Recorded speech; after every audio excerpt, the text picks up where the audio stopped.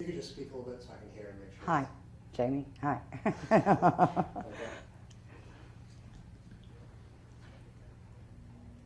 What got you excited about JFK? What made you choose him? Well, I want to do the plaza as a whole and how the plaza changed. So how it had one meaning for Dallas and then suddenly it had a different meaning for the world. Yeah. So I'm trying to do the whole story. That's what I found particularly interesting about it. It's how places mean things to people, but they change over time. Can you start off by telling me your name, where you Teanna. live, and what you do? Teanna Howard. I live here in Dallas, and I'm a vendor / work with the researcher authors whenever I get the chance. Yeah, you can just talk to me. Just Okay. ignore the camera. Right, that's cool. So how long have you been working out here? 11 years. This is my 11th year. Were you born here? No, I'm a Yankee from Detroit. Came to Texas, left twice and came back, got interested in JFK, and here I am still. I'll probably be here when I'm 80. The only girl out of 14 men. Really? Doing the same In paper? vendor. Well, no, I carry the research paper because we're ongoing studying. She's got a new magazine coming out in 3 weeks. This one kind of touches on the assassins and the conspirators, but she's taken it a step farther. So who is it that you... Diane Allen, and this will be her 6th magazine that's come out. Do you have any political affiliation yourself? Political person? No, I mean, I have my opinions of what goes on with the government. I have my opinions of what went on back at that time, in as much as do I think a conspiracy is possible, yeah.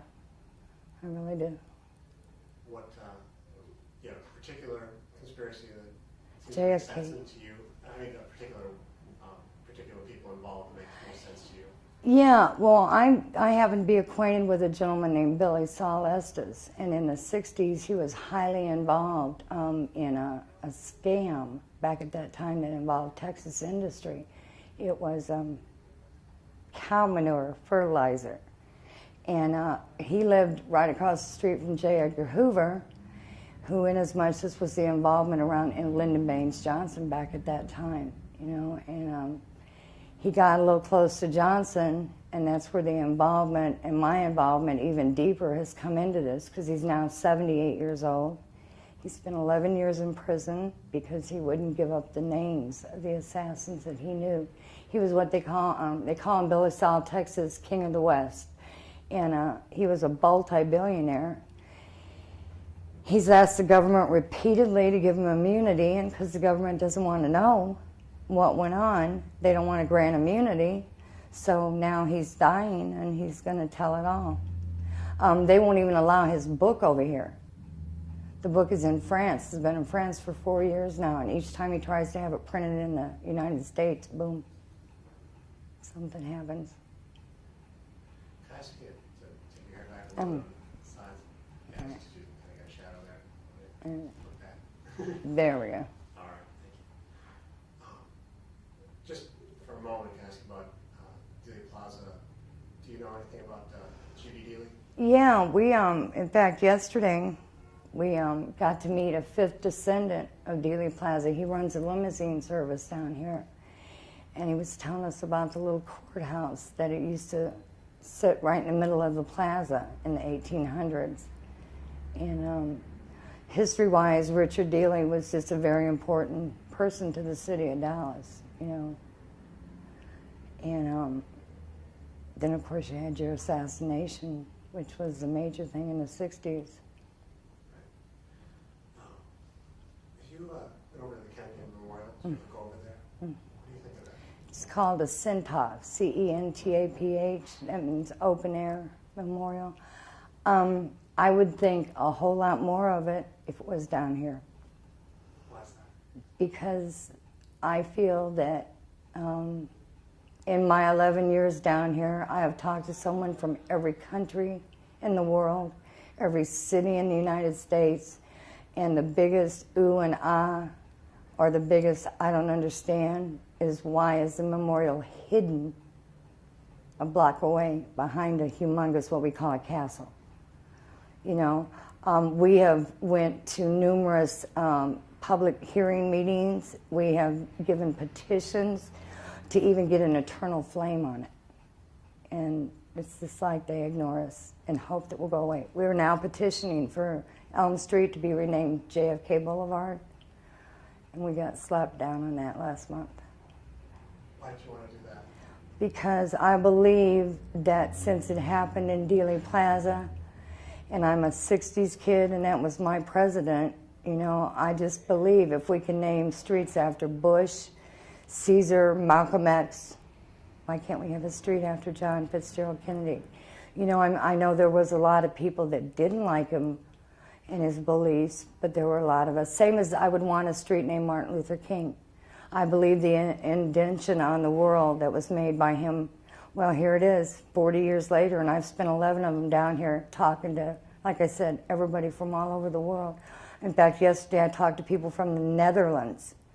Now, that was the first, and they said people stood in the streets and cried, you know, on that day. I've had Cubans, I've had Germans. It's amazing that every single person knows what they were doing in 1963.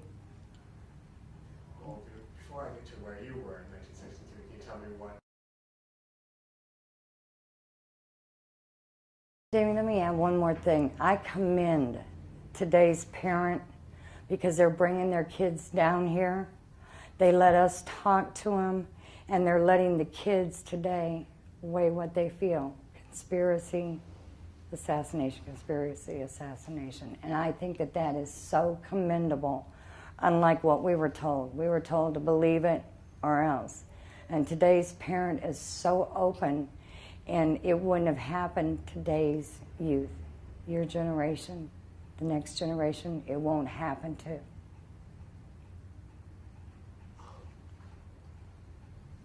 What do you think of the Conspiracy Museum? I love it. You love it? I love it because I know Ron Rice personally. You know, he's the longest person that's been out here on the streets. I'm probably the second longest. And if you go in there and you listen to him, he is so articulate on the assassination. And I believe that upstairs here, this is a fine museum. I've been through it many, many times, but I even feel if they would allow the entire Zapruder film to be shown, it'd give the tourist a more accurate way to go out on the street and determine exactly what happened. Once you go to the Conspiracy Museum and you are allowed to see the entire Zapruder film and the way the president's head goes back and to the left, you really realize the shot didn't come from that window. So, tell me about when Oliver Stone came to town. Oh, it was pretty neat. They had everything closed off. All the streets were closed off. He didn't pop in for a day or two for 3 hours a day. It was just... He's a remarkable man. I was real lucky to get to meet a lot of these people because of knowing two of the witnesses, Beverly Oliver and Jean Hill. That's your red raincoat lady and your babushka lady back in the 60s. So, and then I always go to the conventions, so I got to be a little bit more involved in when Oliver Stone was here, besides the fact I was working for Robert Groden back at that time, who wrote the book, A Killing of a President. So it was unique. I think it was accurate. I wish they would do a sequel or a second part, but I don't ever foresee that happening because of all the controversy. To tell what story do you want? Well, to go on to tell the facts that have come out today about him opening up the files here a couple months ago, releasing 16,000 pages of doctored garbage. It's the best way to, I'm pretty blunt. It was doctored garbage, and seal them back up and give you another 29 years to doctor the other 133 million pages. You know, if you don't think it can't be doctored in 29 years, it sure can. You know, it's the same as the autopsy report. Why was it ordered on Oswald? Why was it ordered to be burned the next morning? It's just stupidity. But Oliver Stone was fantastic. He's a very gracious man. Kevin Costner, all the people that were in the movie. Mr. Groden starred in 5 parts in the movie. And so we got to get a little close.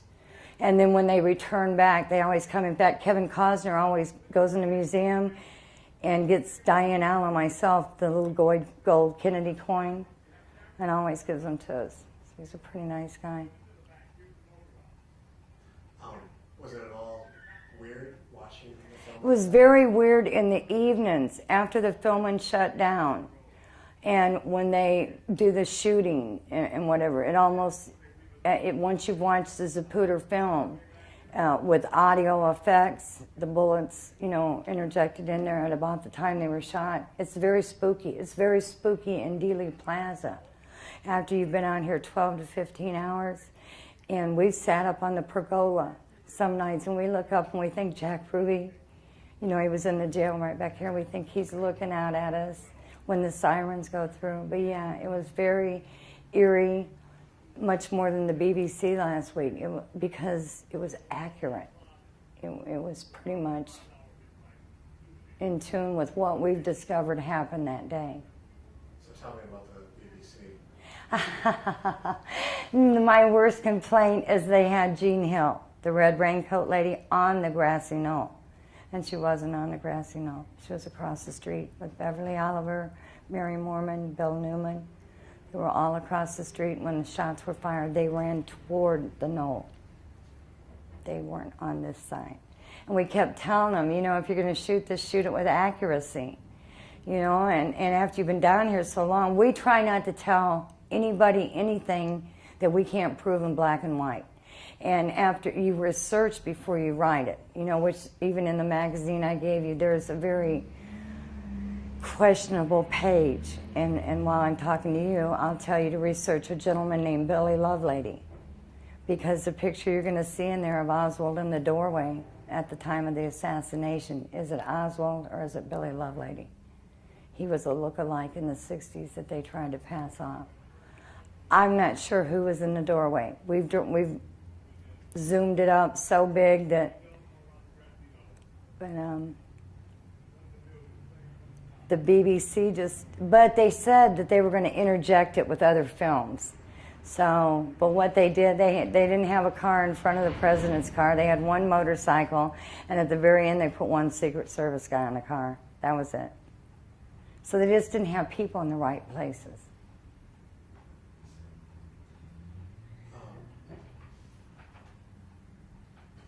So, do you have any complaints about Oliver Stone's film? Is there anything that was too Hollywood for you? I really don't. I mean, I pretty much, very much enjoyed the film. I mean, everything's got a Hollywood tinge to it, but being the people he worked with, Jean Hill, again, the red raincoat lady, these were all people that were here that day. And Robert Broden is a foremost author and historian on the Kennedy subject. So I believe that he came to the people that really were involved in Dealey Plaza and that were here that day. And at that time, there were many more alive. There's only 2 people left alive today, and that's Beverly Oliver and Ed Hoffman, the deaf mute. That's your only 2 living witnesses that were confirmed witnesses, November 23rd, 1963. Confirmed witnesses? Confirmed. You had 351 confirmed witnesses that went on the FBI affidavits that were talked to. 200 of those met mysterious deaths. What about the rest of them? I can't tell you about the rest. I can just account for mailboxes blowing up, brake failure, Lee Bowers in the tower. His brakes failed, driving a brand new car. He hit an embankment at 65 miles an hour. We can just confirm the aura of the mysteriousness of 200 of the 150. Now, who knows who didn't come forward? I'm very sure there's ones that didn't come forward. But there's a small list in the magazine I gave you of actual witnesses and where they were, with 100% accuracy. I appreciate that. Let's see if I can find my place. So when did you just start doing this as a job, or did you get interested and then? I started doing it as a job, and then got to meet the authors and attend some conventions and really get into the research part of it. I mean, I can remember 9 years ago of driving around to research the bridge of the freeway that Ed Hoffman was standing on. And he stated by interpreter, which he's told over 40 years. Well, actually, not over 40, because he had to go to Switzerland. He was being threatened. But we sat out here and we researched. So once I got into the research, I'm enthralled. And I go out and spend weekends where we're just looking in books, just getting on the computer. What conference do you go to? Well, we call them the Kennedy Trekkers, but every year in October, right before the date of the assassination, conventions start coming in. And year before last, I got to meet Judge Joe Brown. I don't know if you've ever seen him on TV, but he's on one of those judge TV shows. But to listen to him over here at the Hotel Lawrence talk about Martin Luther King and John F. Kennedy, I was video camming it, and I couldn't run the video camera. I was just amazed by his facts and the things that came out of his mouth about both assassinations. So I try to attend at least a convention each year. There's usually about anywhere from 4 to 11, just depending on how many people decide to meet in Dallas that year. They're big conventions. It's all researchers. What are the groups? We call them Kennedy Trekkers, is what we call them. But they're just people that are into Martin Luther King, any assassination that basically was ever held that had any political involvement is who these people are. How's the name come, Kennedy Trekkers? Well, that's just our name for it. Not the vendor's name I'm a Trekkie too, because I go to them. And I don't go to their soiree dinners and stuff afterwards. I go just for the knowledge of what you gain. Last year I helped promote a couple of books, is why I went. You know, again, because I work with the authors. You get invited to them. Not every vendor gets to go to them. You know, there's actually only 2 of us out there. We have some problem children out there. Problem children. Yeah, the problem in the plaza is lying to the tourists to sell a paper. I have a severe problem with that. I'm going to talk to you for 30 minutes. If you're questioning me whether I sell you a paper or not, I allow you to pick my brain, everything I know. So I have problems with problem children that don't handle the tourism in Dealey Plaza right, professionally. What kind of lies do you Oh, I think my 2 favorites are Oswald was shot right across the street in the underground passageway when it was 8 blocks down on Elm and Irvay. And then we got a little guy on Saturday and Sunday. He's too cute. He's about, if he's 30, that's pushing it. But he was in the cell next to Jack Ruby, which anybody that knows anything about the assassination knows that Jack Ruby was actually chained to the wall, and the entire floor was vacated. You know, they had a big assassin in there. So that's my 2 favorites, you know. But do you hear them tell, they tell all kinds of things, you know. They tell you the theater's right down the street. No, that's where Jack Ruby's nightclub was. It's the Majestic Theater today. The theater's actually about 4 miles across town where they found Oswald. But I'm a stickler for facts, too. You know, we learn a lot from the tourists, Jamie, a whole lot from the tourists. And then if somebody says something to me, I'm going to go home and look it up, research it, find out. So I'm just a stickler on the facts, you know. Somebody mentioned to me the name of one of those groups, the Lancer group, is it? JFK.Lancer, www.jfklancer.com, jfkmurder.com, jfkinfoassassination.com are your 3 websites. Lancer brings up a really nice website That was Kennedy's code name. Code name when he was in the service was Lancer. In the Second World War, I mean. Whatever war he was in. Yeah. But isn't Lancer a group that has? Or is, I'm not familiar with any group named Lancer. There might be, but I'm not familiar with one. I would imagine that you have a bunch of Kennedy people, that there probably is a group named Lancer. I'm just not aware of one. well, I heard a story. We were here last year on the anniversary. Mm-hmm. And Every year. I heard that there were. Oh, you're talking about the Lancer group. Yeah. Yeah, and they didn't allow them to speak. And somebody had a bullhorn and somebody didn't. What Yeah. was that story? Oh, well, they had a bullhorn and they were trying to speak, and we had Beverly Oliver singing the anthem. Who was we? Who was they? We is the group I was with, the authors and the research people, and What's it called? I can't even think of our names. It's in the paper. What is our production? Frontier Productions Incorporated. And they were trying to get out there on a bullhorn, but they weren't doing it in the right way. Because, see, the First Amendment allows you to get up there and say anything. That's your right. And they had a right to their time, but just not during the anniversary, the 30 minutes. It's a very short, very cut and dry. You know, the mayor gets up, says his little spiel, which I feel is a spiel each year. You know, I'm sure they try to find a descendant of Kabul. That's a pun. That's a bad joke. Because Kabul changed the parade right at the last, about 4 days before the rout. But it doesn't have anything to do with his brother being fired by Kennedy either. What way was the route changed? The route was originally supposed to go down Main Street, straight down Main Street. See, Secret Service law states you must go 24.3 or over miles an hour at all given times. By going straight down Main Street, they would have maintained their speed and momentum.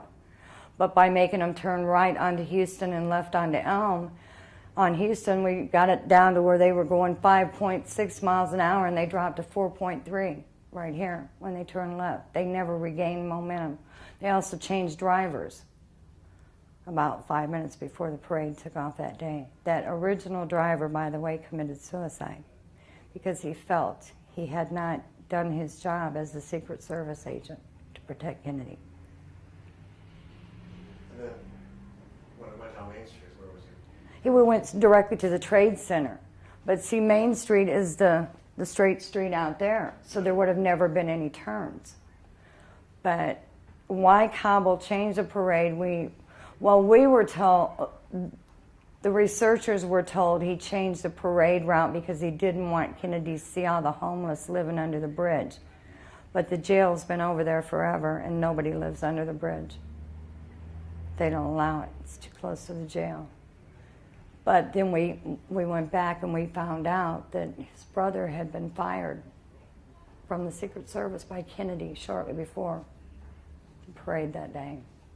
Again, these are facts you'll probably have to look up and confirm, but they're true.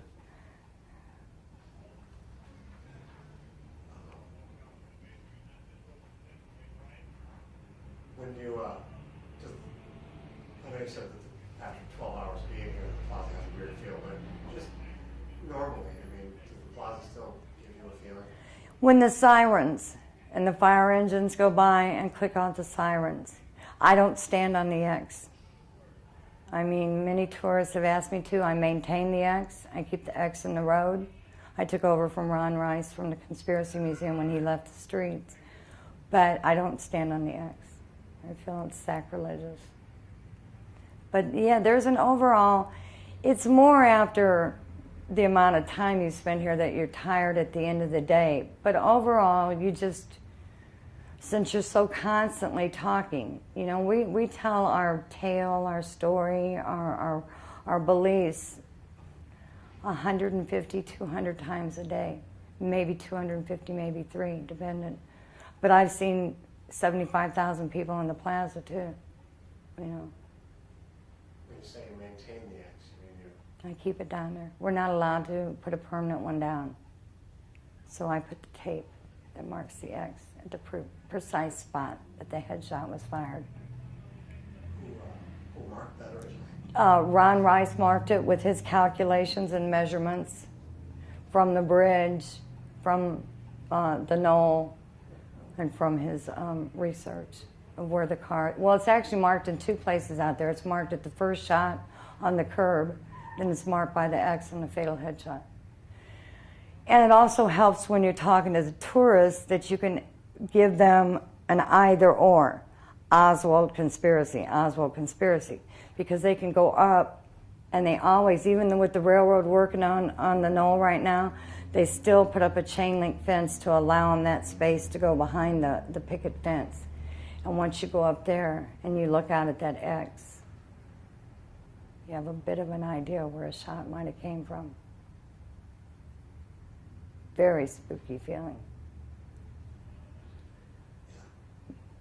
I had a spooky feeling the first time I came to the plaza. Do you think that Dealey Plaza will continue to attract people 50 years from now, 100 years from now? I think so. I think it's one of the largest tourist attractions in the world. I know that maybe you're not seeing it now, but if you're in town on Saturday and Sunday, you're going to see even more. I mean, we work off of conventions and things like that, but overall in the summer, you get the gist of how large of a tourist attraction it is. And like I said, I've seen 75,000 and I've seen one. You know, it's just dependent. Around the anniversary, not only does it get eerily spooky, but just to see older people walking down the street with a clump of flowers, or to put a flag down there by where the X is very, very spooky. And I think it will continue to attract. Yeah. I think that this is history. It's a very avid part of history. Some of our largest people that come right now are the teachers. And see, for the longest time, they wouldn't allow them to talk to us. They wouldn't buy the magazines. But more and more and more, the teachers will have one of us give their group a tour, talk to the kids, allow them to get both sides. Don't get me wrong, I'm not all conspiracy. I have a very open mind as to what the government insists on happen that day. I'm just as much up on the Warren Commission as the House Select, you know. But I have my own personal beliefs too. Well, I appreciate that. Is there anything that you feel I've forgotten to ask? I would just like somebody to just get some mention of Kennedy in Dealey Plaza. Put something down here that has something to do with Kennedy. Because if he lived and died here, why shouldn't we remember him by something in the plaza? Because the tourists, that is the main contention of disrespect down here, is nothing to do with Kennedy. That it's hidden behind the castle. Change the street name. Just something to do with Kennedy.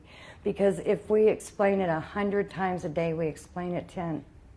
Why there is nothing to do with Kennedy down here. Allegedly shot Kennedy.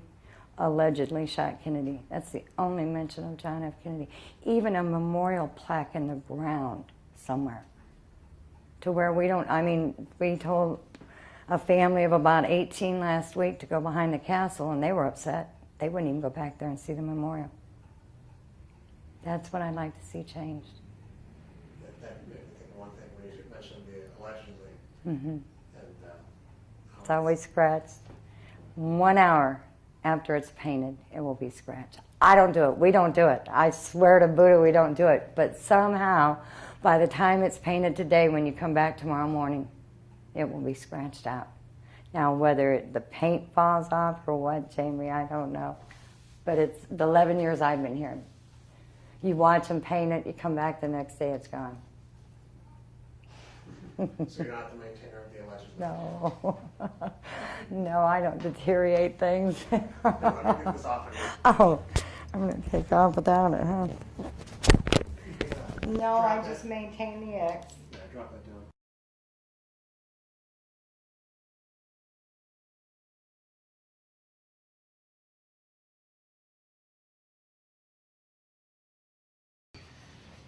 You could just speak a little bit so I can hear and make sure. Hi, Jamie. Hi. Okay.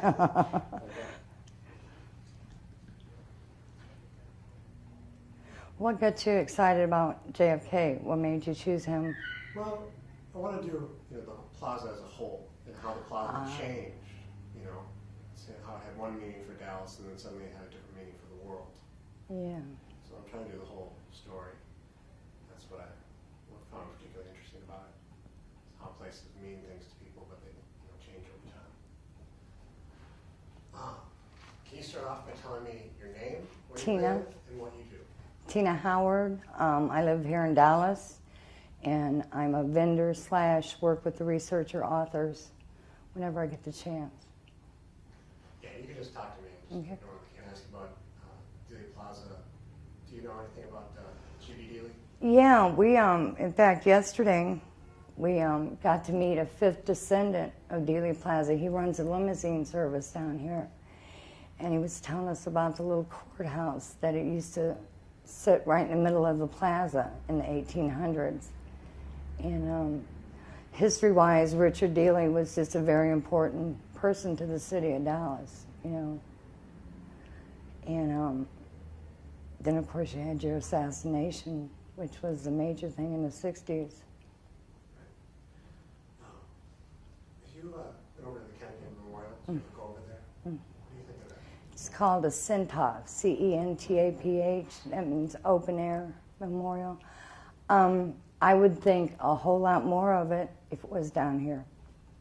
Why is that? Because, Being yourself, a political person? no, I mean, I have my opinions of what goes on with the government. I have my opinions of what went on back at that time, In as much as do I think a conspiracy is possible, yeah. I really do. What, particular conspiracy that seems JFK. to make sense to you? I mean, particular people involved that make most sense to you. Yeah, well, I happen to be acquainted with a gentleman named Billy Estes, and in the 60s he was highly involved in a scam back at that time that involved Texas industry. It was cow manure fertilizer. And he lived right across the street from J. Edgar Hoover, who, inasmuch this was the involvement around in Lyndon Baines Johnson back at that time, and he got a little close to Johnson, and that's where the involvement and my involvement even deeper has come into this, because he's now 78 years old.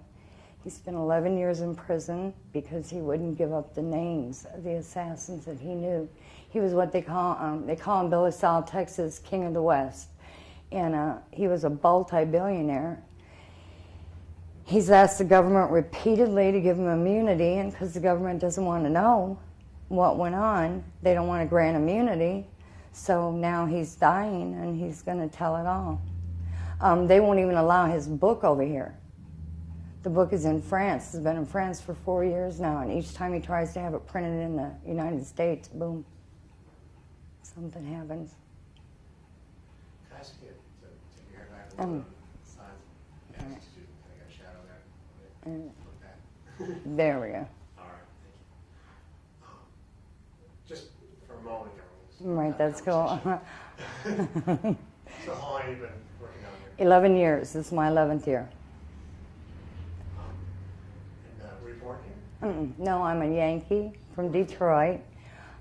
Came to Texas, left twice and came back, got interested in JFK, and here I am still. I'll probably be here when I'm 80.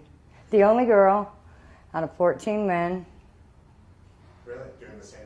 Vendor. Well, no, I carry the research paper because we're ongoing studying. She's got a new magazine coming out in 3 weeks. This one kind of touches on the assassins and the conspirators, but she's taken it a step farther. So who is it that you... Diane Allen, and this will be her 6th magazine that's come out. Do you